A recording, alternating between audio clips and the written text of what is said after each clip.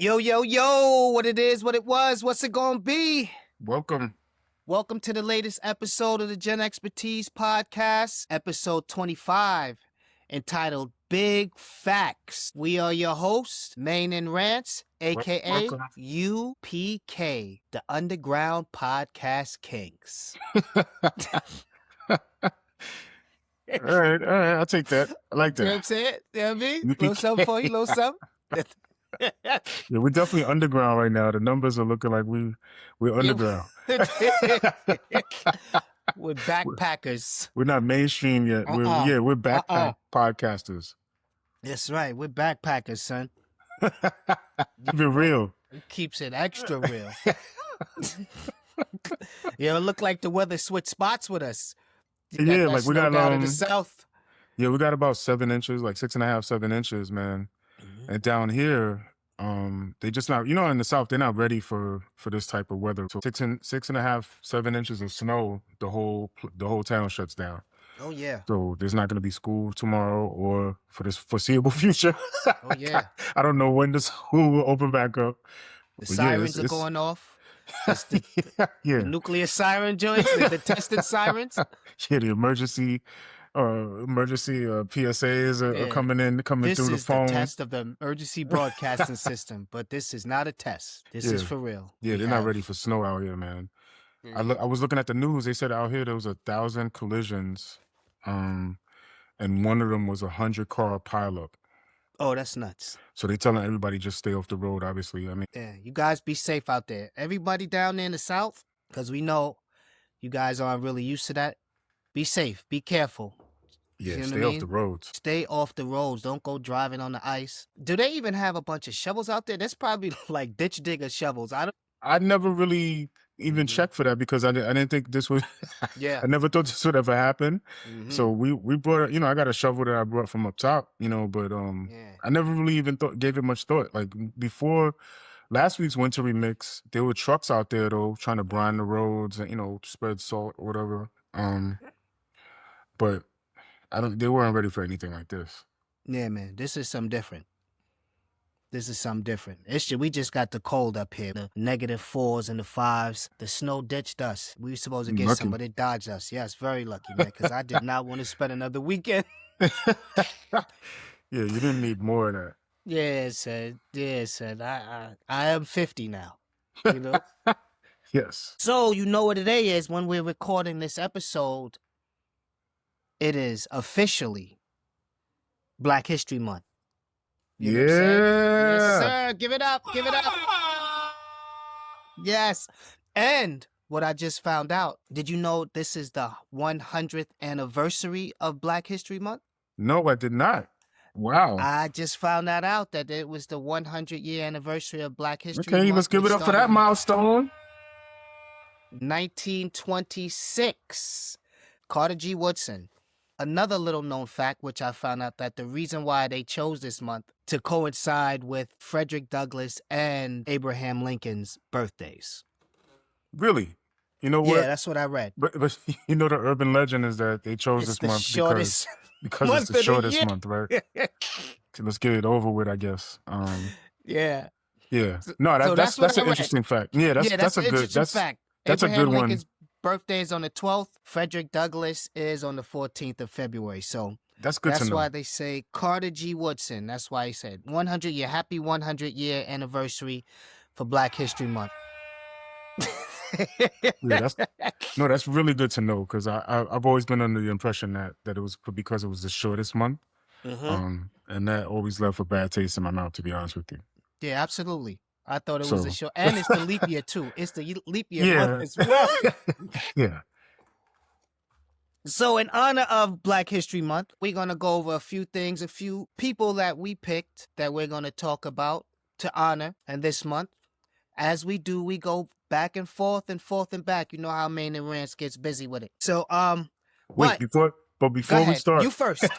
I know you got it before we start. Before we get started, I just wanted to say rest in peace to Demond Wilson, who played Lamont Sanford on Sanford and Son, passed away this weekend.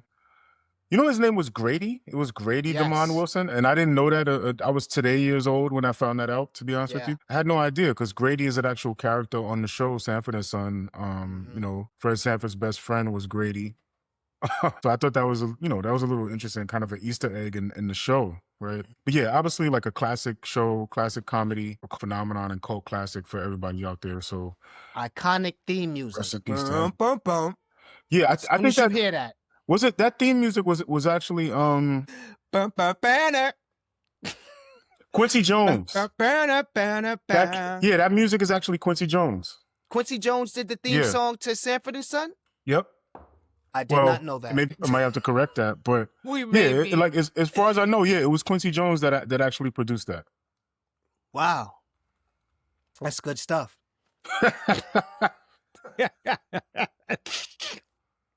So R.I.P. to my man Lamont. Grady, which we all know him as Lamont. Yeah, absolutely. I also have some before we starts. A couple of honorable mentions of before we start. Do you have an ironing board in your home? Yeah, I make use of it every once in a while too. Ironing board was invented by Sarah Boone, patented in 1892. A black woman. Yes. I did not know that. Yes. Do you have home security system in your home? Yes, I do. Matter of fact. That was Marie Van Britten from Queens. Marie Van Britten Brown, a nurse who invented the first home security system, closed circuit TV. Black inventor. And then, the light bulbs, the little filament in the light bulbs there that we have, those little coil. Lewis Latimer, who was a draftsman for Alexander Graham Bell and Thomas Edison, and he developed a superior carbon filament for light bulbs and also the early air conditioning unit. Really? Yes. So these are some things that we use every day that we didn't realize, or some did maybe, but I didn't. These were black inventors. Didn't. So you're teaching me something right now. The refrigeration system, which the trucks carry, the 18-wheelers carry, the refrigerated trucks, was invented by a black man. I don't iron that much anymore either because I just walk around in sweats all day. Well, every once in a while I still have to iron. So, I appreciate that invention. And with the dawn of the wrinkle-free khakis and shirts and such, irons don't see much light anymore, I guess. No, I'm still doing 100% cotton, so I still gotta iron. Well, shout out to Sarah Boone. Patented it in 1892. And I just looked it up. Quincy Jones did actually produce that intro to Sanford and Son. So, there we go. Yeah, that was a fact. Yeah, I thought that was an interesting fact. I don't know when I found that out, but I thought that was interesting at the time. But yeah, shout out to Quincy Jones too. Shout out to Quincy Jones, man. The man behind the music. Before we get started again, like not to derail. One of the things I wanted to say about Black History Month, right? Because sometimes there's a conversation that comes up about whether or not Black History Month is still needed, especially amongst Black people. The argument is that every day is Black History Month. Like Black history is actually American history, so there shouldn't be a month that's designated for it. Some people would think that maybe it limits us in terms of like designating this month, and it kind of gives you kind of a way out in terms of not learning about it every other month of the year when it's really American history. It really overlaps with events that move the whole country and move the whole world in a sense, right? My opinion on that is that when you understand the history of it and you kind of accept that there was a point at which this history was hidden from us or purposely kind of buried, it makes you kind of appreciate it more. And I feel like this reminder is as good as any other reminder, right? Like, you celebrate your birthday, we celebrate holidays every year, we commemorate with memorials every year, different events that happen in our history. So I feel like this is in the same vein as that, right? We're just taking time to give a special attention to this because for me, history is like an explanation of where we are today, because I'm always interested in how we got to this point, so to speak.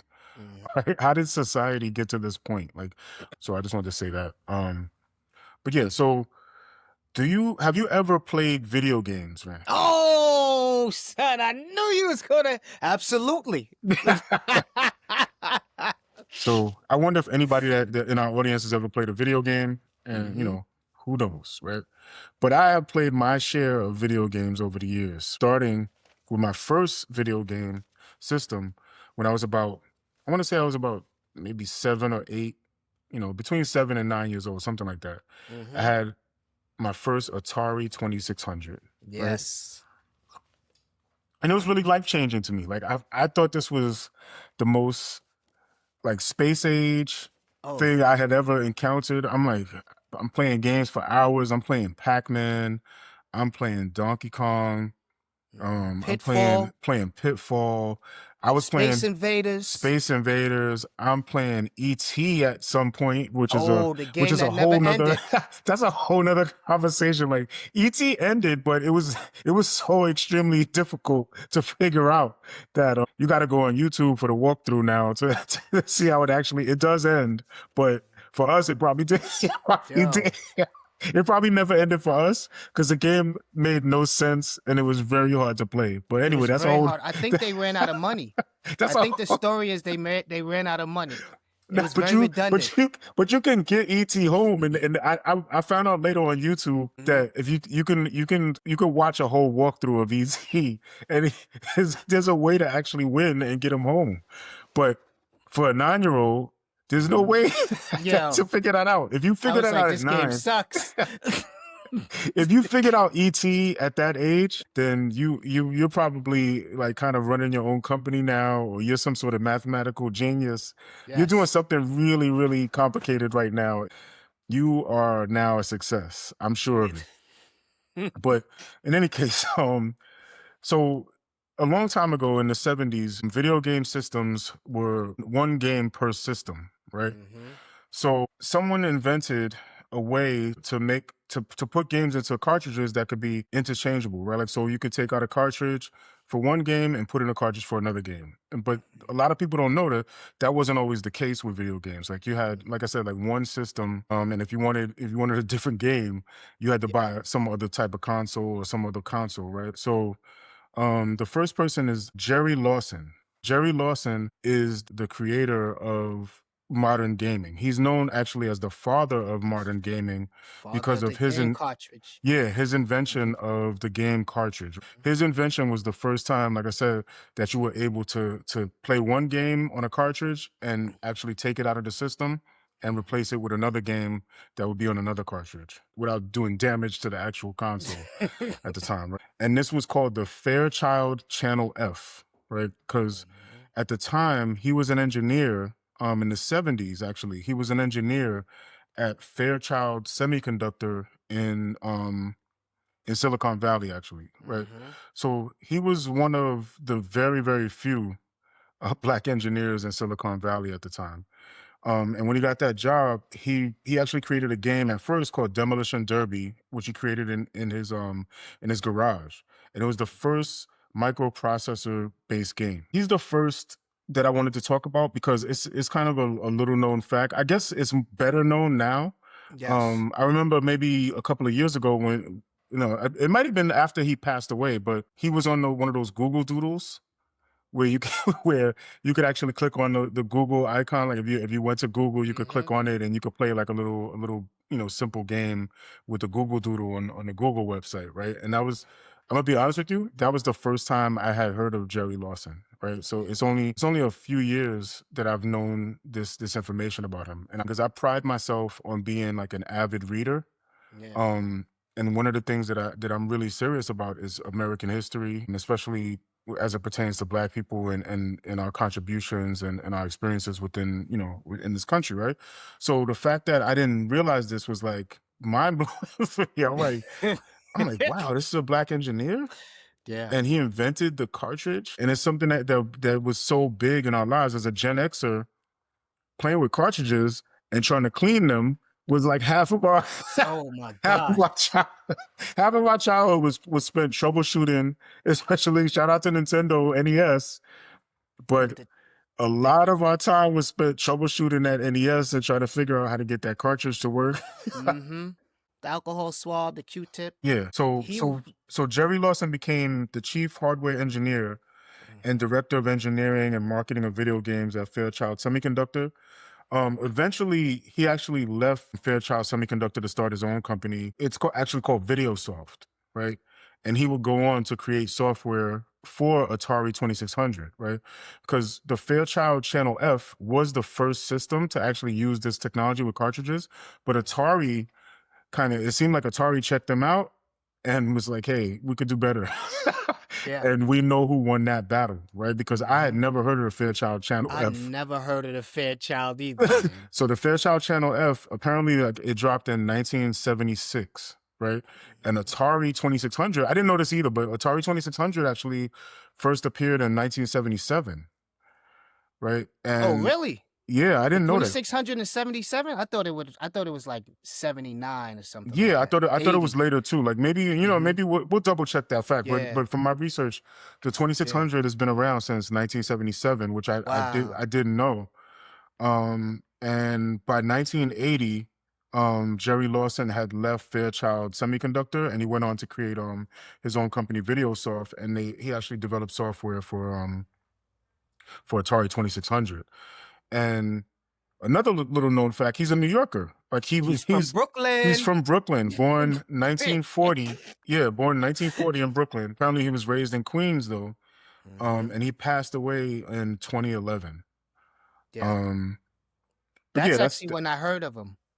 Yeah, so I think me too. Like I think I didn't hear of him until after he had already passed away, right? Like so I know it was I don't know exactly the year, but I know that I felt like, wow, like I was shocked that I didn't know this. How did this get past me? Like I said, video games was such a big part of our lives, and troubleshooting cartridges was was half the job when you started playing Nintendo. Yes. But again, the father of modern gaming, and because gaming as we know it is all kind of an evolution of what Jerry Lawson invented. So, big shout out to him. Like, I definitely appreciate that bit of history. And then the fact that he's an engineer and probably had to kind of overcome a lot of barriers in order to be one of the only Black engineers in Silicon Valley at the time. So as you're talking about the 70s where it probably wasn't as volatile as like the 50s and 60s, but it's still like a time where you're breaking barriers and he probably dealt with some sort of pushback and skepticism and kind of the challenges that we all kind of understand that a man like that would face at that time, especially in the technical field where if you think there's a lack of representation now, imagine how it was to be one of the only folks in the whole company. You might have been the only Black engineer in the whole company, right? I can only imagine the type of barriers and the type of roadblocks that he had to face and just persevere through. It's definitely an interesting bit of history, man. I hope that people that are listening to this, I'm hoping that you learned something today, or maybe you already knew this, which is cool too. But this is definitely something that I talk to my kids about. They seem uninterested, but I'm sure it'll sink in anyway. Like I'm gonna keep driving the point home with that anyways. Yeah, Gerald Anderson Lawson. Gerald Anderson Lawson. Yeah, Jerry. They call him Jerry. I also had him on my list, but I knew that you were going to use him. But I knew that you would. I know you got some backup. I know you got backup people on your list. I got some tidbits. I'll just put down some tidbits that I looked up as well because I said I know Made is gonna use this one. Black nerds in the house. That's right. So he created what they call the ROM, which is the read-only memory storage device. He also was one of the first Black men to be in Silicon Valley, and he was a member of the Homebrew Computer Club, which included the likes of Steve Jobs and Steve Wozniak. And he the founders of Apple. Yes. Shout out to them. Shout out to them. And he even interviewed Steve Wozniak for a position at Fairchild. But yeah, he didn't hire him. Yeah, he actually he turned him down. He turned him down. And like you said, most game systems, they had the hardware was like built in already. It was like built in hardware, and he created this this read-only memory storage device, the ROM cartridge, where you can basically carry along with you. You pick it up, you plug it in, and the Fairchild Channel F was the first to have it. So it was pretty cool. But one other tidbit that I loved that I thought was pretty cool is that shout out to the teachers out there, because he was encouraged by I read that he was encouraged by his first grade teacher to become someone influential like George Washington Carver because of his love of the sciences. Yeah. So shout out to the teachers out there. I read, or I watched actually an interview with him in a video where I forget which one said this, but he used to keep George Washington Carver's picture on his desk, right? Yeah. And another little interesting tidbit, that the Channel F, the Fairchild Channel F, is actually on display in the World Video Game Hall of Fame in Rochester, New York. So if you ever find yourself in Rochester, New York, you can go check that out at the World Video Game Hall of Fame, which I honestly didn't know there was one, but that's interesting too. Yeah, I wasn't aware of that either. But I did a little research too, and you could also find them on eBay. Can you? Yes. I wonder how much? About $750 is the cheapest that I found.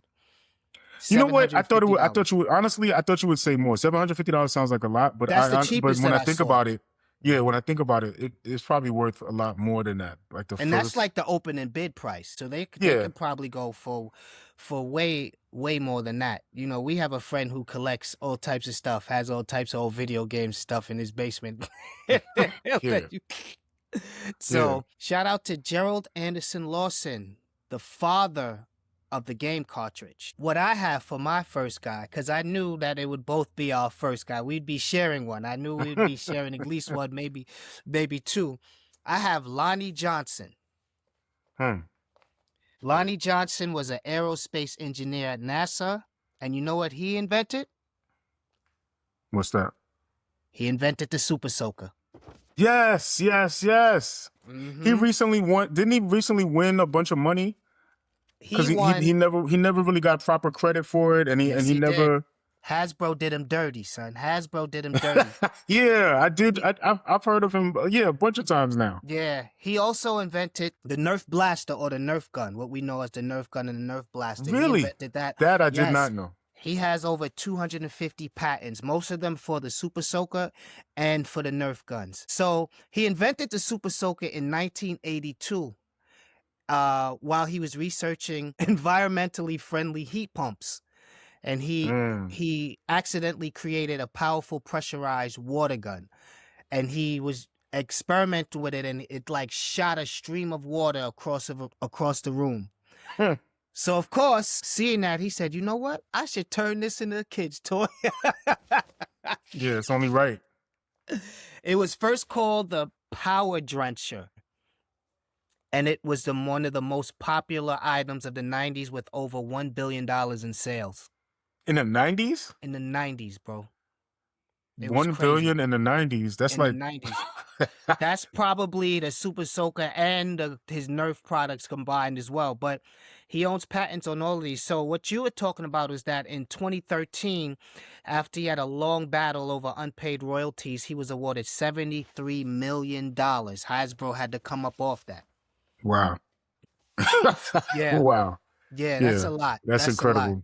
That's incredible. He was born in Mobile, Alabama on October 6, 1949.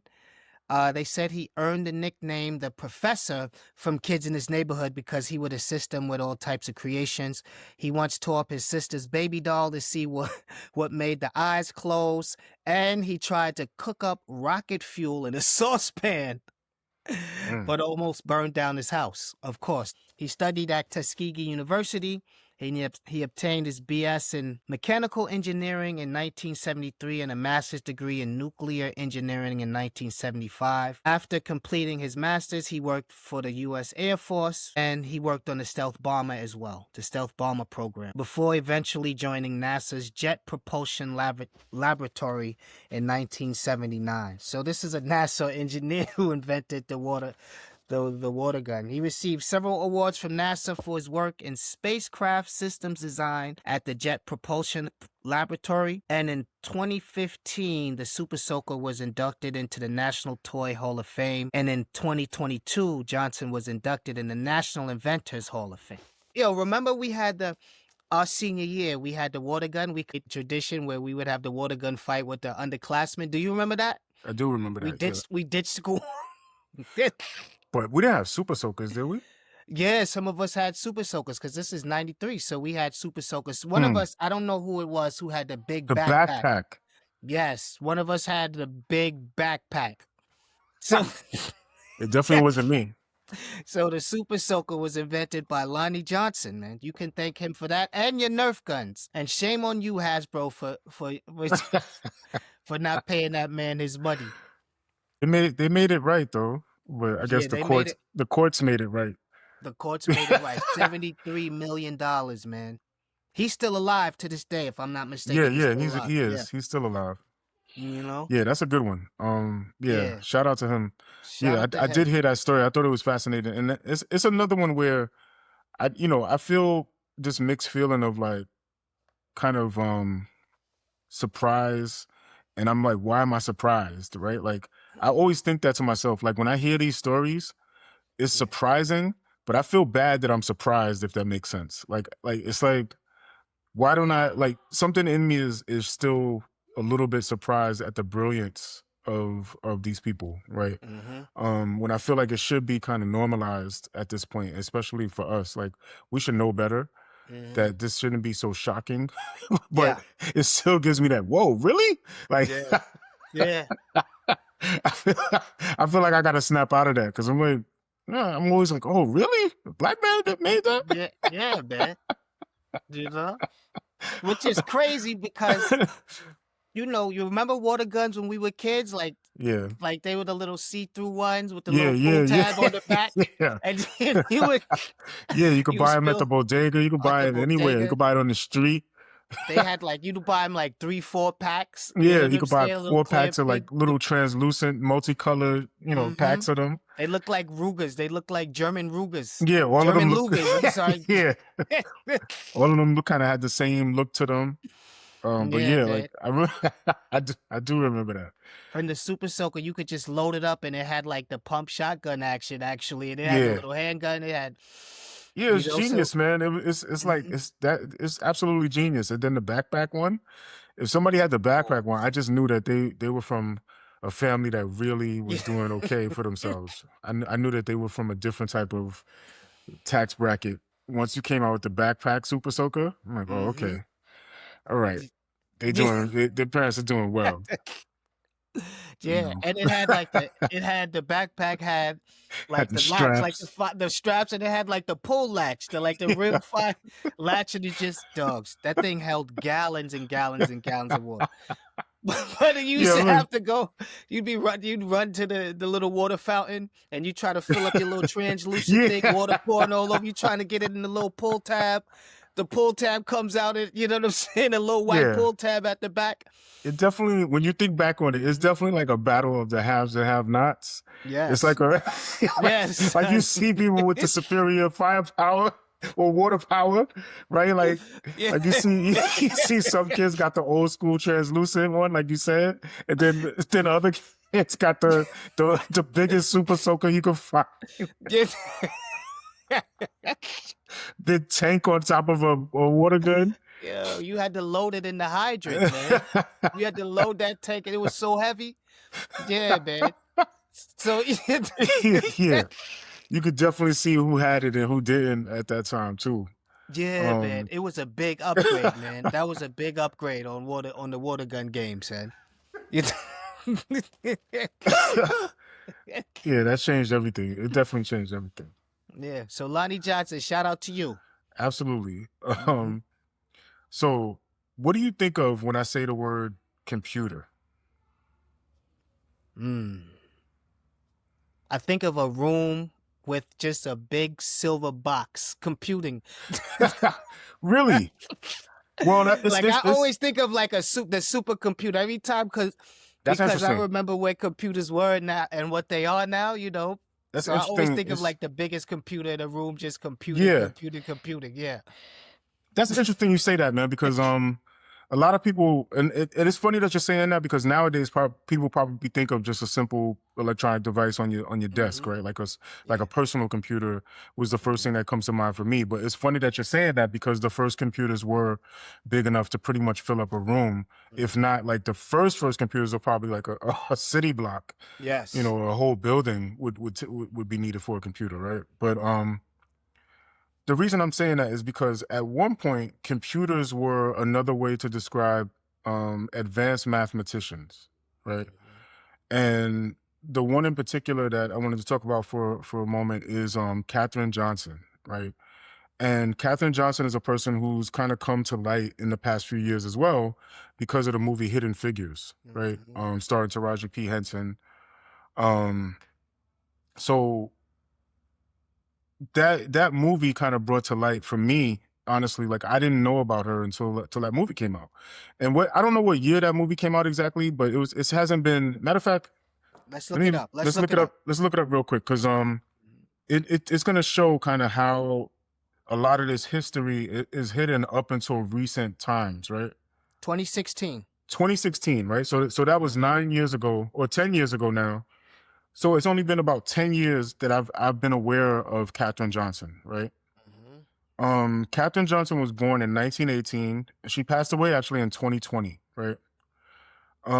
She attended West Virginia State College at 15 years old. So we're talking about a prodigy here. 15? Yes. She started at West Wow. Virginia State College at 15 years old, right? Wow. And she was one of the first Black grad students at West Virginia State College once she got her bachelor's. Um, and she graduated summa cum laude in 1937, right? So when she was at West Virginia State College, she was so advanced in math that her mentor, and I don't know if I'm pronouncing this right, but it's W. Shiflin Clater, was one of her mentors, right? And she was Mhm. so good at math that he had to develop an advanced math course for her to prepare her for what he thought she would be, which is a math researcher, right? Wow. Um, so this is how advanced this person was. Like at 15 Wow. years, between 15 and when she graduated summa cum laude, she's so advanced that the professor has to create a special course for her. like, because the courses in this college are not advanced enough for her, right? So she's a prodigy at 15 years old, right? And this is amazing. Um, so fast forward a little bit, she's actually one of the first Black women, if not the first Black woman, to actually work for NASA, right? It starts out, she joins the National Advisory Committee for Aeronautics, which is NACA, which is actually NASA, like, it's the beginning of NASA, basically. Mhm. It precedes NASA. Before it was NASA, it was NACA, right? And Langley Research Center. Mhm. And she's classified as a computer. And like I said, this is a term that was used for human mathematicians. So this Wow. is how long ago this was, right? Like, so think about, like, there weren't actually devices at this time. There weren't computers as we know them today. A computer, and like I said, like I didn't have this concept until 10 years ago when I saw this movie. Mhm. um, I didn't understand the concept that a computer means to make math computations, right? And when you think about it hard enough, that's what computers are actually doing. Like Yeah. computers communicate and understand ones and zeros for the most part, right? Like so, this is all math, right? But before that, a computer was a human being that was doing complex math, right? So she was known for asking questions and attending high level engineering briefings at NASA, right? And we were talking about a time where in the 50s, where women, let alone Black women, but women weren't sitting in on like kind of top secret engineering meetings at NASA, right? Mhm. And she said there was a couple of times, at least the story that in my research, the story they tell is that she would often get questions as to why she's at the meeting, right? Like, they would tell her like women are not supposed to be in these meetings. And her response was, is there a law against me being in the meeting, right? Mm. Until, until finally, like they kind of had to acquiesce and be like, hey, she's brilliant and we need her, right? Um, So her key role was in calculating flight trajectories, launch windows, and emergency return paths for space missions, basically, right? Wow. So I saw an interview with her, and she said that one of the main things that concerned her was that the astronauts got home safely, right? Like, so one of her biggest jobs, she thought, was the calculations that would lead to the safe paths back from the mission, right? Um, so a couple of missions, or a few missions, that she was kind of pivotal in, that used her math calculations. Alan Shepard in 1961, a suborbital flight, the first U.S. human space flight, actually, in 1961. John Glenn's 1962 orbital mission. And then a little anecdote about this: they said that John Glenn actually said at the time that he didn't trust the actual machine computer, because at this point, by 1962, NASA had started trying to use machines, like actual computers, like the type that you're talking about, with the punch card and the machine that would take up an entire room, if not several floors of a room of rooms. John Glenn actually didn't trust that calculation. So, rumor has it that he said, "Let the girl check the numbers, and if she says it's okay, I'm ready Then to I'm good fly." with it. Yeah. Yo. So that's even in the movie. Like, when you watch Hidden Figures, it's been a while since I've seen the movie, but in the movie they showed John Glenn actually saying that, like, make sure the girl checks the numbers, because he probably didn't even know her name Yeah. at the time. And he said, if she's good with it, then I'm good to fly, right? And that's a phenomenal kind of endorsement, right? Coming, especially at that time. We're talking about the 1960s now, and a black woman, and we have like an astronaut who knows his stuff, because those astronauts have to be highly trained. Yes. Um, so for him to have that type of confidence in her at that time period, that means that she was known for really, really being good at what she did, right? Um, she was also a great help in Apollo 11, helping to compute or calculate, the math needed for the lunar landing, and also Apollo 13, where she, Was with the navigation that would contribute to the safe return of the crew. was the Apollo 13 was the one where they had the problems, like where they got stuck for a minute? Was that the one with Yeah, I think so. I think so. I don't know the details behind it, to be honest with you, but yeah, I think one of those the missions Tom Hanks movie? had some issues. Yeah, I Mhm. mean, yeah, yeah, Yeah. Yeah. yeah. So I know that one of those missions did have a problem. I don't remember the detail on that, but yeah, there was at least one that had an issue, and they said that her math calculations were a big part of helping them have a safe trip back home. So she's also one of the first Black women to write, like, technical research reports for NASA. Obviously, one of the first Black women to actually even be employed by NASA.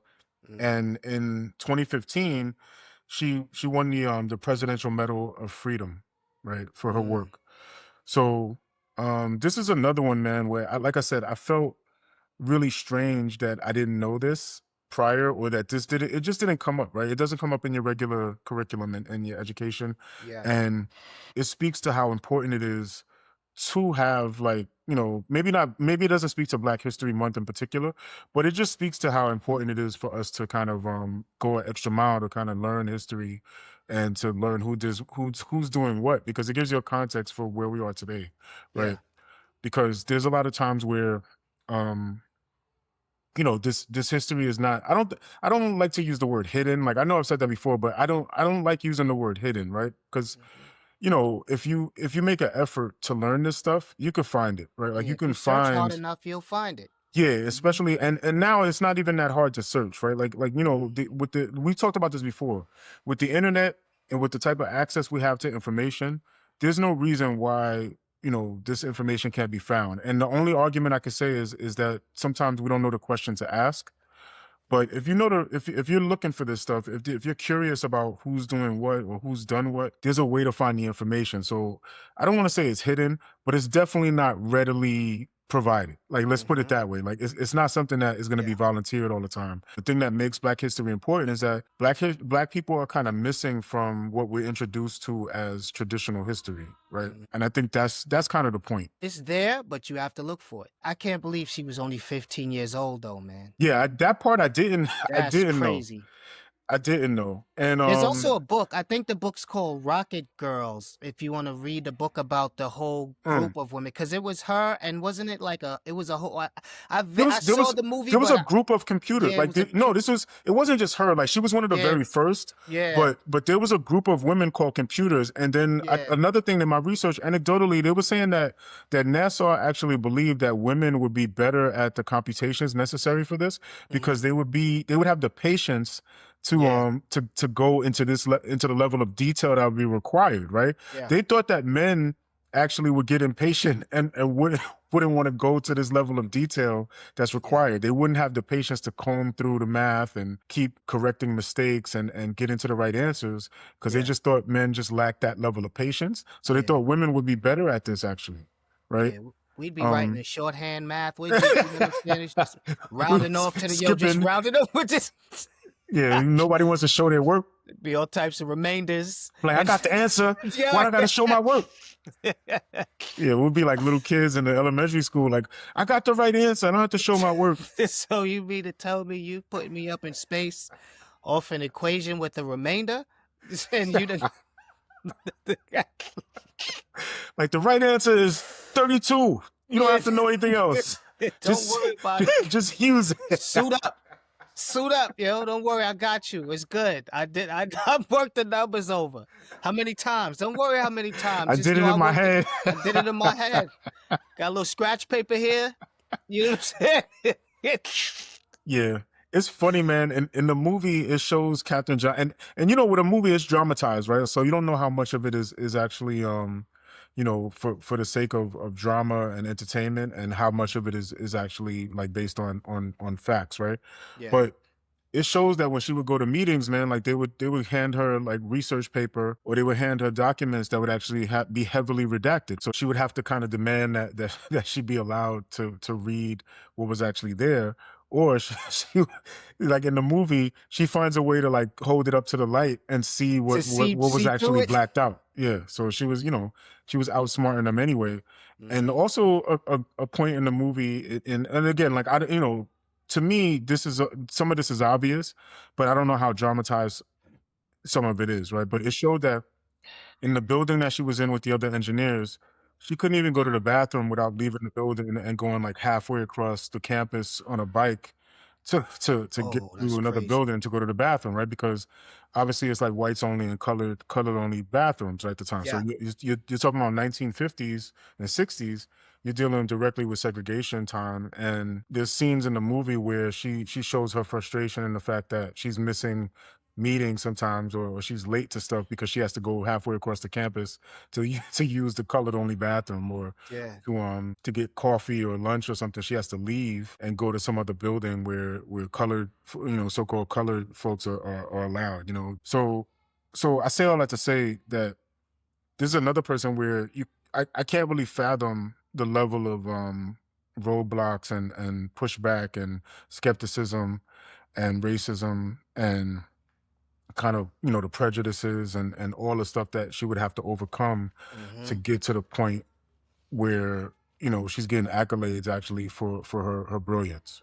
So, you know, it's humbling because, you know, sometimes, like, you know, even without all that stuff, you know, just in normal life, like you kind of find yourself like complaining about like every little inconvenience. You know, these are so convenient that if your internet takes 2 seconds to load your web page, you're pissed off. Or if we're stuck in traffic for more than 10 minutes with our favorite music and our temperature just right and our leather seats in in the car, we're like, oh, well, I can't believe this traffic, right? Like, so I think we need to kind of reflect on sometimes what people before us went through. To me, that's the importance of history too, to give you context and to give you perspective.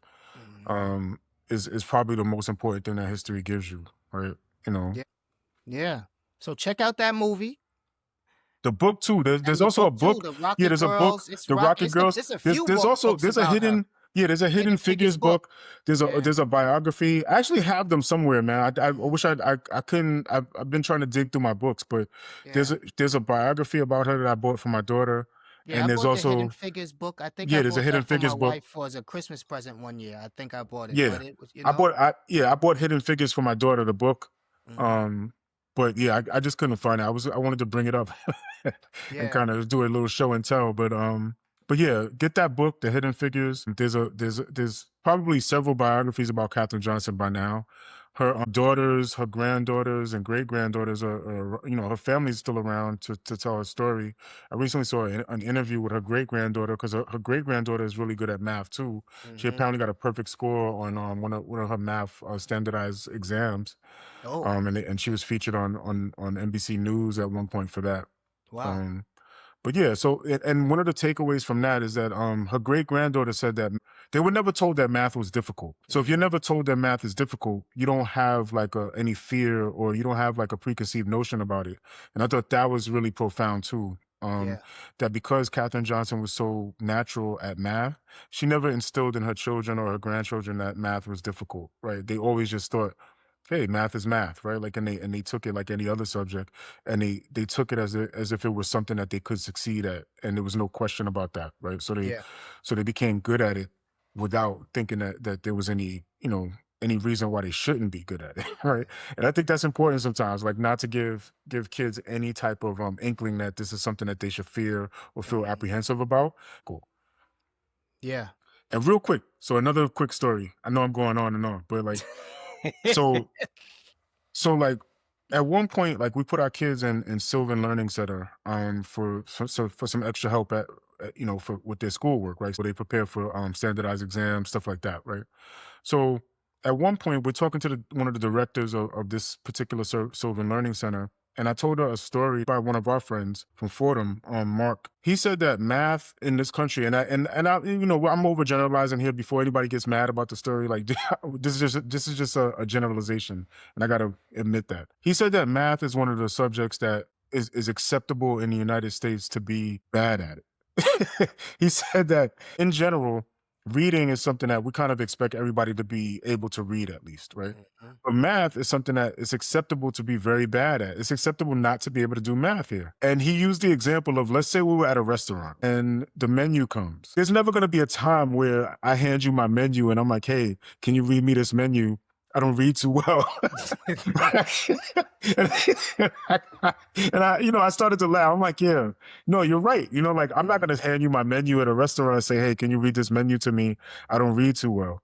But, conversely, like if the end of the meal comes and we get the bill and I say, hey, can you calculate the tip? You're not going to look at me funny. Like if I say, hey, can you calculate the tip? I'm not that great at math. Yeah. Right? That's kind of an acceptable thing to say. And he said that, think about that. That's an acceptable thing, right? And he said that that's a unique thing to the US. He think, he's traveled a little bit. And when I said it to the director of Sylvan, she kind of laughed to herself. She's like, you know what? You're right. I never thought about it that way. And she said that from now, she said, I'm going to tell that story to other people and I'm going to give that example because she was like, you're right. It's something that we kind of accept, that math is difficult. And maybe if we didn't accept that, people wouldn't be so apprehensive about learning math and about their approach to math, right? Because it's like anything else, it's a matter of repetition and focus and concentration and time, right? To learn math, right? So I don't know. That was just a little anecdote. Like I don't know what you think of that, but Well, it does make sense because I am a self-professed I'm terrible at math guy. So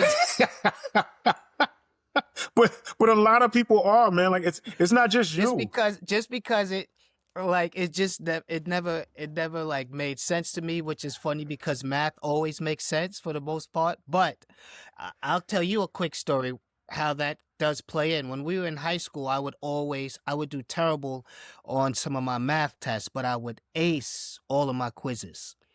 So I remember my mother came when she went to talk to the teacher, and the teacher would say, like, Rance, look at his quizzes. She would show her all of my quizzes, and my quizzes were all like 90s, 95s, 100s.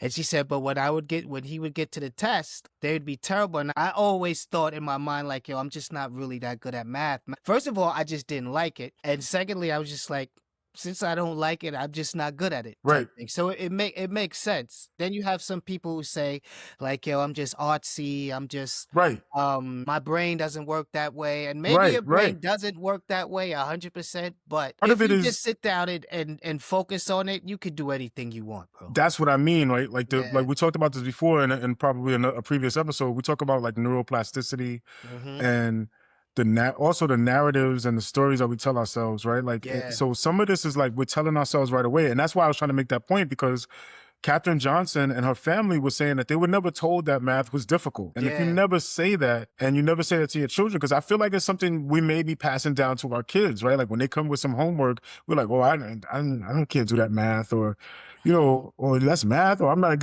I'm not that good at math. Like you kind of project that onto your kids, I think sometimes, where you let them know that this is something difficult and that they should be apprehensive about it. They should think that this is difficult. And maybe that's the story that we start to pass down, that math is hard. And that's why I kind of made a point when I learned all this stuff to buy my daughter the book about Katherine Johnson, to tell my kids these stories about these people, man. I'm telling them about Jerry Lawson. I'm telling them about Katherine Johnson, because I want them to know that it's possible not only to master these things, but to reach the highest of heights in your field with these things. It's not just mastery, but it's like achieving great things with this. Your brain works the same as everybody else's brain. It's just a matter of time and effort and repetitions. Yeah, get your reps in. But here's the question. Yeah. Do you think they use that same thought pattern with everything else? Because I'm sure they were something like they were bad at, like, Well, yeah, I mean, yo, I'm just not good at dodgeball. Or I'm just not.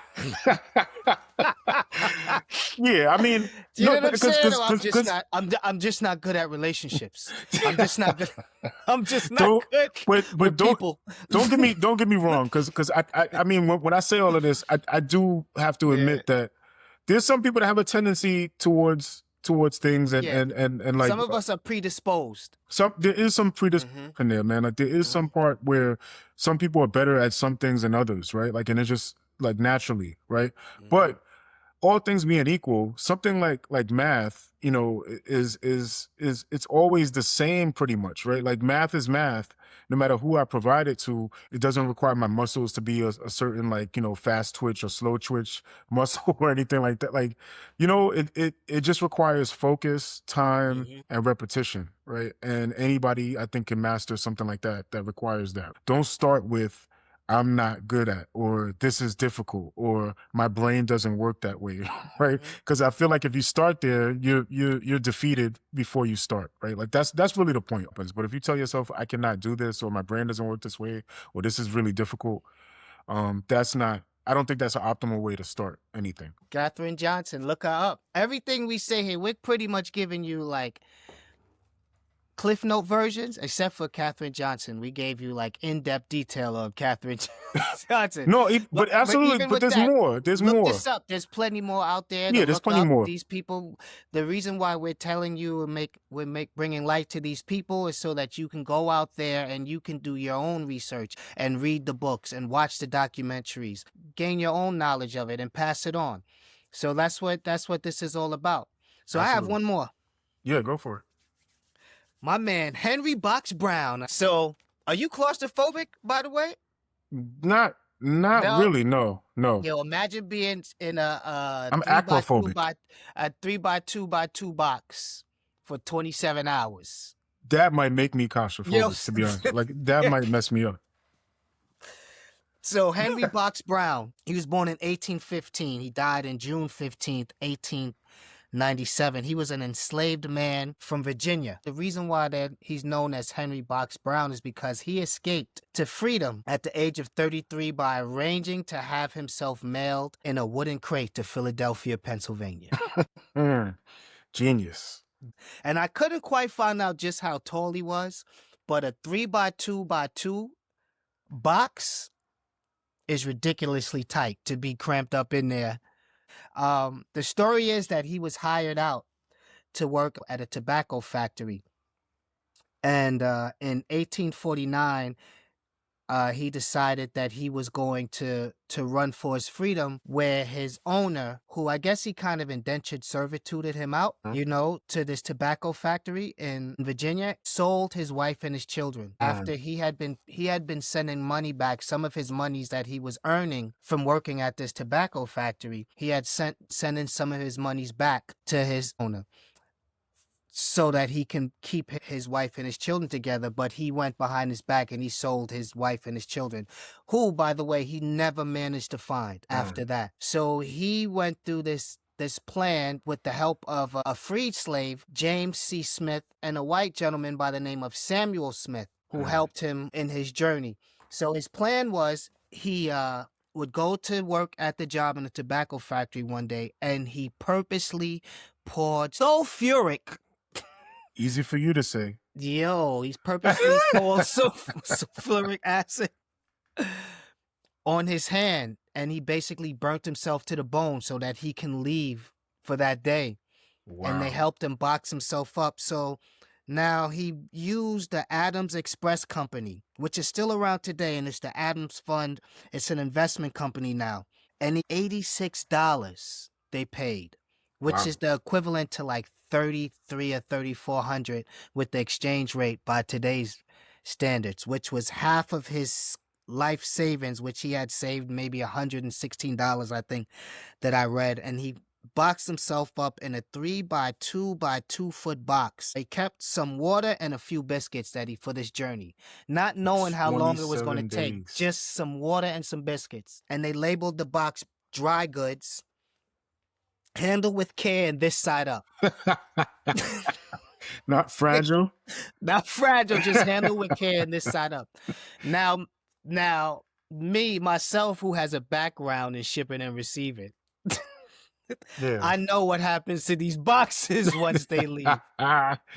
They get bounced around. Yo, you get bounced around all over the place. They said there was times where he was upside down. And mind you, now he had to be perfectly still and keep perfectly quiet so that he wouldn't get discovered. And it took 27 hours by wagon, railroad, steamboat, and ferry for him to get his freedom. And he ended up in Philadelphia, Pennsylvania. So Henry Box Brown. Wow. Yo, that's a crazy story that a lot of people don't know. You nailed yourself to freedom. It's a crazy story, and it's another story of the type of resilience and unfathomable kind of patience and yes. And, it's just like, it just gives you context again, man, like perspective of what people before you have gone through. Yes. And how, like, hey, whatever inconveniences, whatever obstacles you're facing, you didn't go through that. Yes. Like we all have our things we have to go through. You complaining about a stalled train or rush hour, the train is moving slow. Imagine being in a 3 by 2 by 2 box over railroad, steamboat, wagon, Next time you find yourself stuck in traffic in your car with the air conditioner on and the music playing. Yes. And a back seat full of treats. And your comfortable seat and the coffee and the cup holder. Just remember Box Brown. Box Brown, my man, Box Brown. You had a sip of water and some biscuits for a 26, 27-hour journey. Day journey, not even. Keep this in mind on the next road trip, please. Yeah, it was, yeah, man. It was. I'm gonna keep this guy in mind. Next time I'm late for work, and I'm stuck in traffic. I'm gonna think about this, man. Yeah, it's crazy. Henry Box Brown, man. Yeah, it's not that bad. Nothing's that bad. He also has an autobiography what he wrote, which called "The Narrative of the Life of Henry Box Brown." Wow. Yeah. So next time you. Wow. That's crazy, man. So perseverance. That's a crazy story, man. Perseverance, yo, that's Mamba mentality right there. That's one of the 5 pillars. He's original Mamba. He's the first Mamba. He's the first Black Mamba.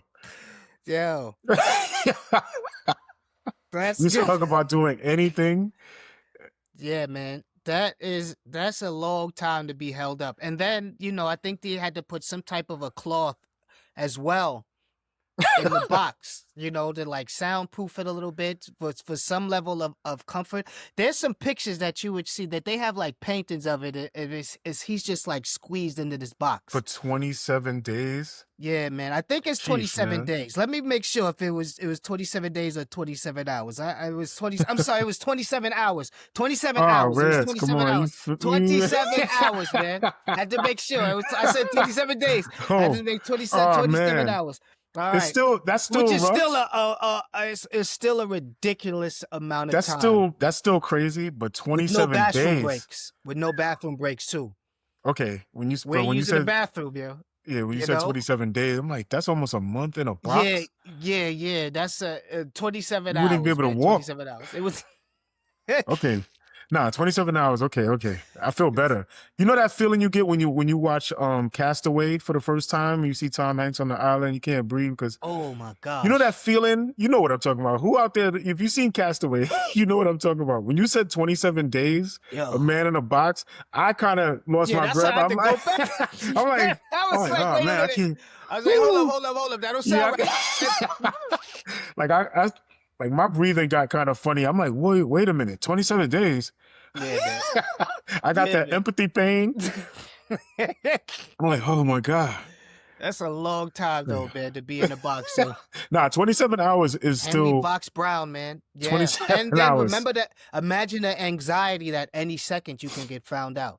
Yes, and now on top of it, like the fact that when you factor in like the time period and the fact that if you're found out, you're gonna face a fate worse than death. Yeah. Before your death, right? So yeah, I mean, it's still like it's still a tale of like perseverance, like you said, and resilience and determination for sure.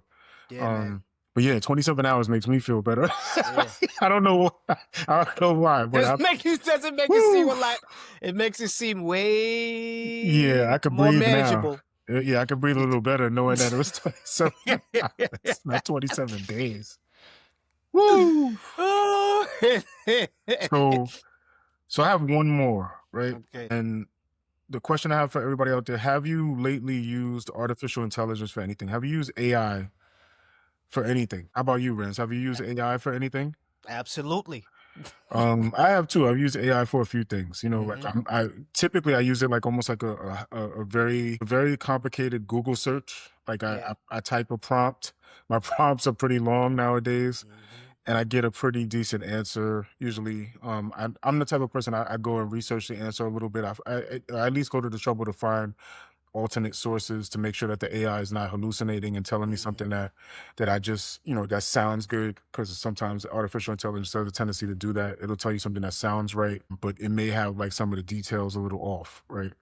But the point is that there's a person that's kind of little known that I found out about, honestly.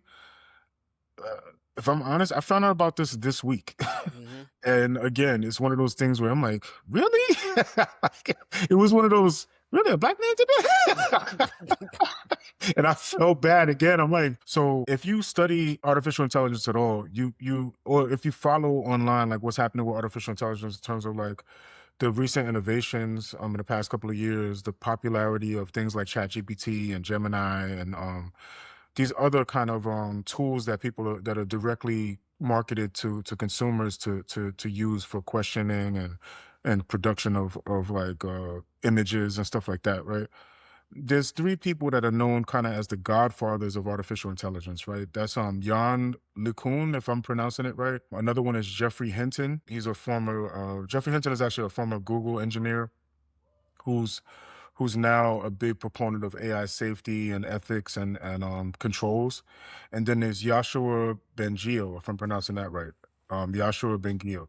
So these three men are usually kind of touted as the godfathers of artificial intelligence because they've been working in the field for a long, long time. A lot of us are hearing about artificial intelligence for the first time in the past couple of years, like the past 3 to 4 years, like we're just hearing about this. But this field is actually old, like decades old, right? Where we have folks that are in their 70s, like Jeffrey Hinton, I think is like 74 or 75. And he's been working in the field for about 50 years. I say all this to say is that there's one person that I found out about this week that is also considered one of the godfathers of artificial intelligence, but his name doesn't really come up as much. And it might have something to do with the fact that, this is a black man, right? So his name is David Harold Blackwell. David Harold Blackwell was born in 1919. He actually passed away in 2010. Now, he didn't work directly in AI, right? Not AI as we know it, but he was a mathematician and a statistician whose work shaped stuff like modern probability theory, statistics, information theory, and game theory. And all these things are relevant because that math is used today in modern artificial intelligence, right?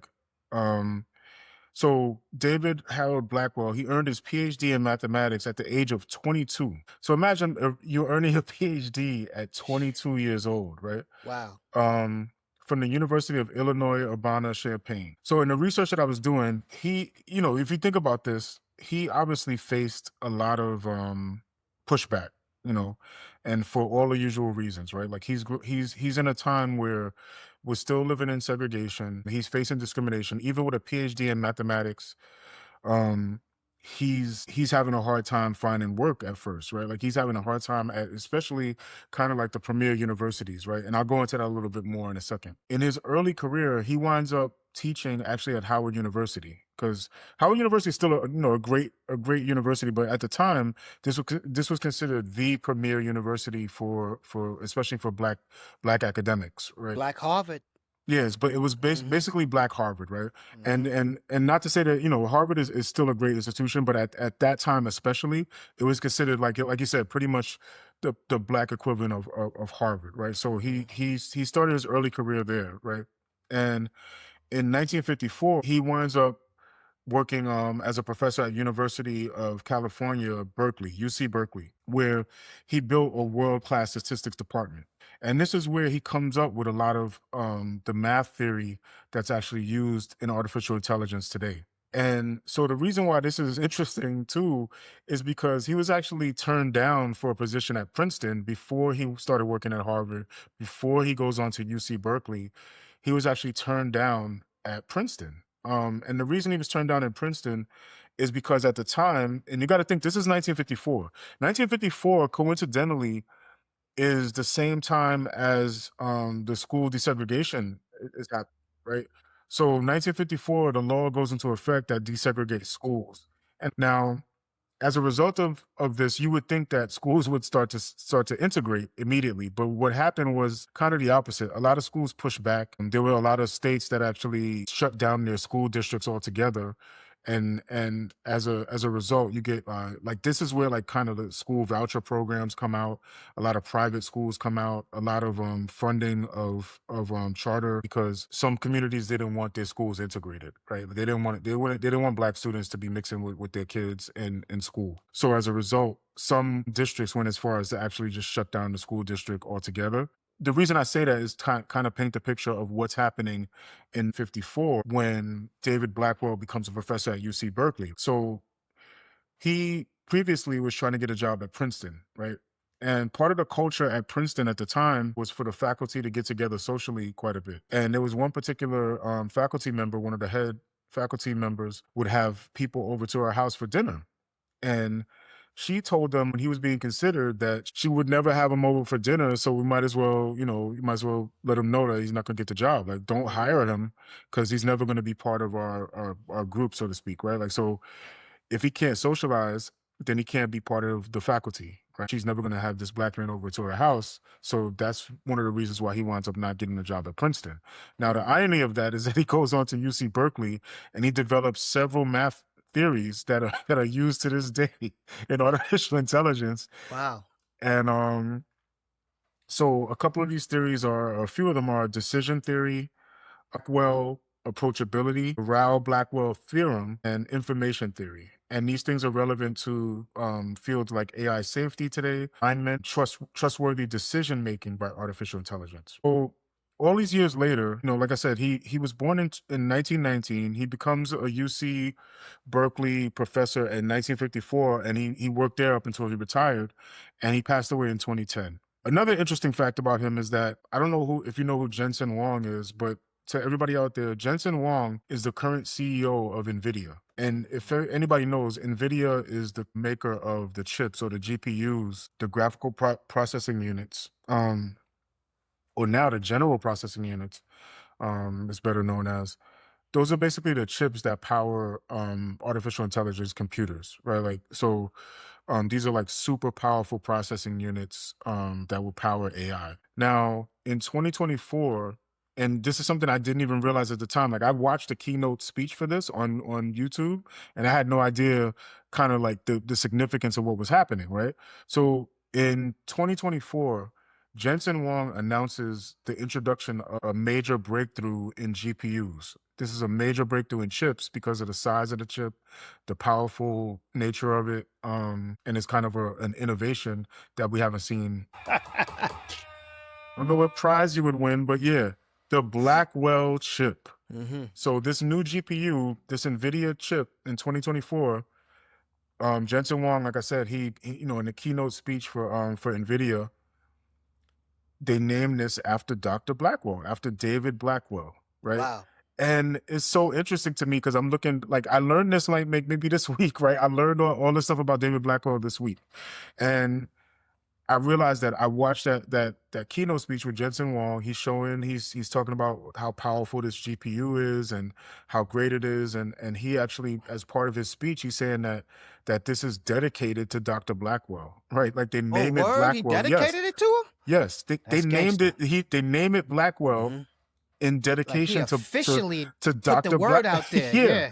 But it was like, that went right over my head, right, at the time, because I had no idea who Dr. Blackwell was, let alone that this is a Black man who's responsible for all this math theory and statistics theory, where it's incorporated into artificial intelligence to even today, right? It's actually the backbone, they're saying, of artificial intelligence as we know it, right? Wow. So if it wasn't for David Blackwell, we might not have this AI, for better or worse, for AI. But and I'm sure that this wasn't his goal because he wasn't working in artificial intelligence. But like, if it wasn't for him, we wouldn't have AI as we know it today, at least at this point, right? The innovations that we're seeing up to this point would probably not exist. Shout out to David Harold Blackwell. Shout out to him, man. And I told my kids about him. I tried to explain them to my kids, and they were uninterested. And hopefully we could revisit. I'm hoping that one day we'll revisit this, and they'll be a little more interested. But they were not as excited as I was to hear about David Blackwell.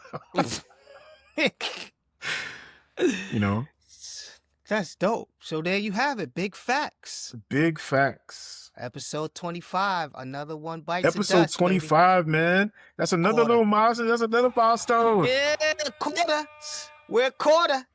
Episode 25. Yeah, man. Episode 25. Shout out to our now day 25 listeners. 25. Shout out to our day ones and everybody in between. And shout out to, I said, Germany, Brazil, Finland, Helsinki to be exact. Wow. Shout out to you guys for listening to us. Shout out to Spain. So I saw someone in Spain listen to us as well. Wow. And as usual and as always, shout out to our day one. And don't forget, everything that we say and that you hear today, go look it up. Go read about it. Go watch a movie. Listen to a podcast or audiobook about everything that we said. Happy Black History Month, man. 100. Yeah, happy Black History Month, everybody. 100. I didn't even know. I'm glad you said that, man. 100. That was crazy. I did not know when we decided to start these episodes of Black History Month, and I looked up and it said 100 years old. I was blown away. I was blown away by it. It's an interesting overlap for us too. Like, we're doing our 25th episode and it's 100th anniversary of Black History Month. That's pretty cool, man. One more thing I wanted to say too, like, to the audience out there. We're also on YouTube now, if you didn't know. Like, our latest episodes are on YouTube, so you could probably catch the latest 4 episodes if I'm not 4. mistaken. It might be 5 now. Yeah, it might be 5 episodes by the time this comes out. All the 2026 episodes. Yeah, so check out our 2026 episodes on YouTube. Give us a shout out, like, comment, share, subscribe. all Tell of a that friend to stuff. tell a Yeah, friend. like we'd love to interact more with the people that are listening. So please, if you see us on Instagram or something, don't hesitate to comment, give us a shout out. And if you're listening to us on any of the platforms like Apple Podcasts or Spotify, you name it, iHeartRadio, Amazon Music. Amazon, Good we're on. Pods. Yeah, we're on like pretty much anywhere you could get your podcast now. We're there. So if you feel it in your heart, please like leave a comment, leave a review, or give us as many stars as you feel like you can. Just run up the stars or whatever. Help our algorithm. Yeah, every little bit helps because we want to reach we want to reach a large audience at some point. We want to get the message out and that we're trying to add this value, right? So yeah, if you're listening to us, make yourself known is what I'm trying to say. And don't worry, because you know what, man? Since we are prolific. That's right, my brother. We are prolific. We will be back here, same Gen X time, same Gen X place, next Wednesday. Absolutely. Power to the podcast. Power to the podcast. Peace. Peace.